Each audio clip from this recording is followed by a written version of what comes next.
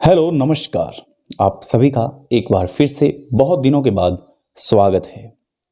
स्वागत हम आज इस मुद्दे पे कर रहे हैं कि आज हमारा किसान, हमारे देश का अन्नदाता कुछ पीड़ा में है और कुछ संवेदनशील मुद्दे पर वह लगातार हमारे देश की राजधानी में डटा हुआ है। हमें बहुत से कमेंट आए थे और बहुत से लोगों के कॉल भी आए थे और लोगों ने ये बताया कि आप अगर किसानों के मुद्दों की बात नहीं करेंगे तो हमें लगता है कि आप संवेदनशील मुद्दों पर बात करना नहीं चाहते। इसलिए हमने ये तय किया कि हम अपने बिजी शेड्यूल में से थोड़ा सा वक्त निकाल करके आज किसानों के मुद्दों पर बात करेंगे और किसानों की आमदनी पर बात करेंगे और ये जो ट्रेंड चला आ रहा है इन सभी मुद्दों पे हम विस्तार से बात करेंगे। आपको बताने का प्रयास करेंगे कि आखिर किसान क्यों दिल्ली में पहुंच गया है, आखिर किसान क्यों हमारे देश की राजधानी में लगातार डटा हुआ है, लगातार चिंता और चिंतित करने वाली स्थितियां पैदा हो रही है। इसलिए आज हम अपने विश्लेषण की शुरुआत करेंगे, लेकिन उससे पहले अगर आपने अभी तक चैनल सब्सक्राइब नहीं किया तो जल्दी से आप चैनल को सब्सक्राइब कर लीजिए और वीडियो को स्किप मत कीजिए, क्योंकि ये किसानों के हित की बात होगी और पारदर्शिता वाली बात होगी। हम यहाँ पर किसी भी पार्टी का कोई समर्थन नहीं करेंगे। जो फैक्ट और तथ्य होंगे वो हम किसानों के हित में भी रखेंगे और जो किसानों के हित की बात कहते हैं लोग, अगर वो किसानों का अहित चाहते हैं तो वो भी हम बात रखेंगे। हम अपनी बात को खुलकर रखेंगे और आप तक हम अपनी बात को व्यक्त भी करेंगे। सबसे पहले आपको ये बता दें कि पूरे देश के किसान जो हैं वो इस बिल का समर्थन नहीं करते हैं, ऐसा बिल्कुल नहीं है। अगर राज्य की बात करें तो केवल पंजाब, हरियाणा, राजस्थान और महाराष्ट्र, ये ऐसे 4 राज्य हैं जो कि दिल्ली में पहुंचे हुए हैं, जो कि लगातार दिल्ली में धरना प्रदर्शन कर रहे हैं, लगातार चक्का जाम कर रहे हैं। कल चक्का जाम हुआ, ऐसी स्थितियां पैदा हो गई हैं। अब सवाल ये खड़ा होता है और बहुत ही यक्ष प्रश्न है कि कुछ लोग ये कह रहे हैं और हमारे सूत्र हमें ये बता रहे हैं कि कुछ लोगों का ये कहना है कि ये जो कानून आया है, 3 कानून जो हैं जिनके बारे में आप अच्छे से जानते हैं, वो कानून के बारे में अच्छे से जानते हैं आप, इसलिए हम उन कानूनों के बारे में यहाँ पर किसी भी प्रकार की कोई चर्चा नहीं करेंगे। इसलिए आपको बता दें कि अगर सरकार के विरुद्ध अगर किसान हैं, अगर किसानों के विरुद्ध में अगर वो बिल हैं तो इन 4 राज्यों के ही किसान क्यों पहुंच गए हैं दिल्ली? इन 4 राज्यों के किसान ही क्यों आए हैं? बाकी अगर हम राज्यों की बात करें तो बहुत ही गिने चुने किसान हैं, लेकिन सब किसान नहीं आए हैं। सूत्र ये भी कहते हैं कि अगर वो किसान यहाँ नहीं पहुँच सकते थे तो अपने अपने एरिया में उनको भारत बंद जैसा काम करना चाहिए था, भारत बंद करना चाहिए था। लेकिन कल आ रही तमाम सोशल मीडियाज़ पर किसान इस बात का विरोध करते आ रहे थे कि किसानों के हित में ये बिल है, इसलिए भारत बंद नहीं होगा। दोनों बातें मैं आपको समान दृष्टि से बता रहा हूँ। यहाँ पर मीडिया का एक ऐसा भाग था जो कल भारत बंद होने पर, यानी कि भारत बंद होने पर वो भारत को होने वाले नुकसान का आंकड़ा बता रहा था, लेकिन उन्होंने कभी ये नहीं सोचा कि जब लॉकडाउन लगा तब लॉकडाउन में भारत को कितना बड़ा नुकसान हुआ होगा, उसकी समीक्षा किसी भी मीडिया के चैनल ने नहीं की। लेकिन कल आपने पूरे दिन ये देखा होगा और आपको ये बताया जा रहा होगा पूरे चैनलों पर कि कुछ चैनलों को छोड़ करके ये बताया जा रहा था कि भारत को आज कितना बड़ा नुकसान हो जाएगा। यानी कि यहाँ पर सोच और दिशा बदलने की एक कोशिश हो रही थी, एक साजिश हो रही थी। लेकिन लॉकडाउन में ऐसा नहीं सोचा, किसी भी चैनल ने, किसी भी मीडिया के भाग ने नहीं सोचा और हम जैसे किसी भी यूट्यूबर्स ने नहीं सोचा। ऐसा क्यों? जब किसान ही हड़ताल करता है, एक दिन चक्का जाम करता है, भारत बंद करने का आह्वान करता है, तब ही भारत को क्यों नुकसान होता है? यह सबसे बड़ी बात है। समीक्षा तो कल अगर की तो समीक्षा पहले भी की जानी चाहिए थी, लेकिन ऐसा नहीं हुआ। मीडिया का एक भाग यूं कह सकते हैं यहां पर दबा हुआ नजर आ रहा है। कुछ मीडिया को तो किसानों ने यह कहकर लौटा दिया कि आप हमारे हितों की बात नहीं करते हैं, लेकिन मीडिया का काम है स्वतंत्र रूप से रिपोर्टिंग करना, जो आज कहीं ना कहीं गायब हो रही है। फिलहाल हम मुद्दे पे आते हैं और आपसे चर्चा करते हैं कि आखिर ये है क्या।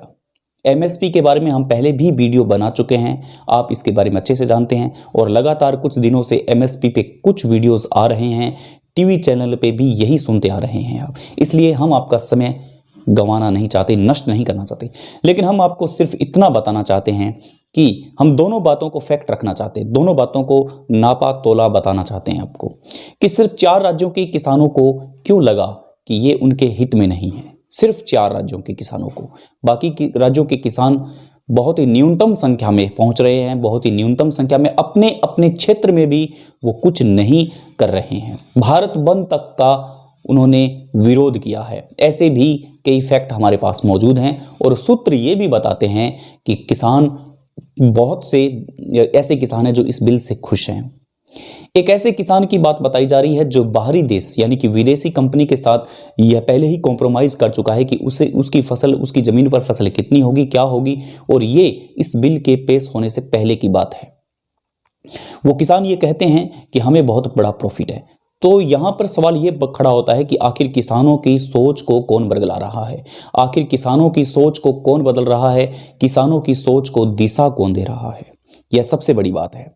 हम जब किसान का मुद्दा होता है तब हम संवेदनशील हो जाते हैं। क्यों?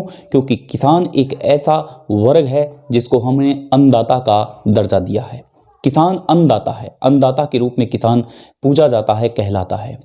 लेकिन अगर सरकार को यह भी सोचना चाहिए कि अगर 4 राज्यों के ही किसान अगर हैं तो वो किसान क्यों हैं, अगर किसान खुश नहीं है इस बिल से तो क्यों न उनको हटा दिया जाए। लेकिन ऐसा भी संभव नहीं है। यहाँ पे सरकार बैकफुट पर नज़र आती हुई नहीं आ रही है कि बैकफुट पर चली जाए, और यहाँ पे किसान भी बैकफुट पर जाना पसंद नहीं करते हैं। एक किसान का वीडियो आया था, वो ये बता रहे थे कि 100 सालों में, यानी कि देश आज़ाद होने के बाद में करीबन 60-70 सालों में 100 रुपये प्रति क्विंटल अगर गेहूँ का दाम बढ़ता तो आज करीबन 5,000 रुपये, 6,000 रुपये होती। लेकिन आज भी किसान को मजबूरन 1800-1900 रुपये में ही वो गेहूं बेचनी पड़ती है। ऐसे में सरकार को ये चाहिए कि किसानों को भरोसा दिलाए कि किस प्रकार से ये बिल उनके हित में होने वाले हैं। हम यहाँ सिर्फ यही कहना चाहते हैं कि हम दोनों वर्गों को समान दृष्टि से देख रहे हैं और दोनों वर्गों की बातें समान दृष्टि से कर रहे हैं। ऐसा बिल्कुल भी नहीं है कि हम एक हित की बात कर रहे हैं और एक किसी का अहित चाहते हैं। हमने स्टडी की तो हमें पता चला कि किसान के इन बिलों से कोई नुकसान नहीं होने वाला है। किसान का इन बिलों से कोई भी नुकसान नहीं होने वाला है, उनका मालिकाना हक नहीं छीना जाएगा। लेकिन सोशल मीडिया पर ट्रेंड हो रहा है यह मुद्दा कि उनका मालिकाना हक छीना जा सकता है, यह किसानों के कहीं ना कहीं दिमाग में बिठा दिया गया है। दरअसल इन मुद्दों को ट्रेंड बनाने वाली कंपनियां कौन है, इन मुद्दों को ट्रेंडिंग में लाने वाली पार्टियां कौन है, इसका पर्दाफाश होना चाहिए। और इस पर मैं तो कहता हूं कि जांच होनी चाहिए, लेकिन इस पर कोई भी गंभीर नहीं होना चाहता। रही बात किसानों की मालिकाना हक की, तो वो बात हम एक साइड में रख लेते हैं। दूसरी बात ये कर लेते हैं कि एमएसपी खत्म हो जाएगी, न्यूनतम समर्थन मूल्य जो कि मंडियों का भाव होता है वो पूरी तरह से खत्म हो जाएगा, ये बताया जा रहा है किसानों को। इसलिए किसान ये सोच रहे हैं कि मनमानी की जाएगी, कंपनियां आएगी, मनमानी करके उनकी फसलें ले जाएगी, लेकिन जो मंडियों का भाव है वो टूटता चला जाएगा।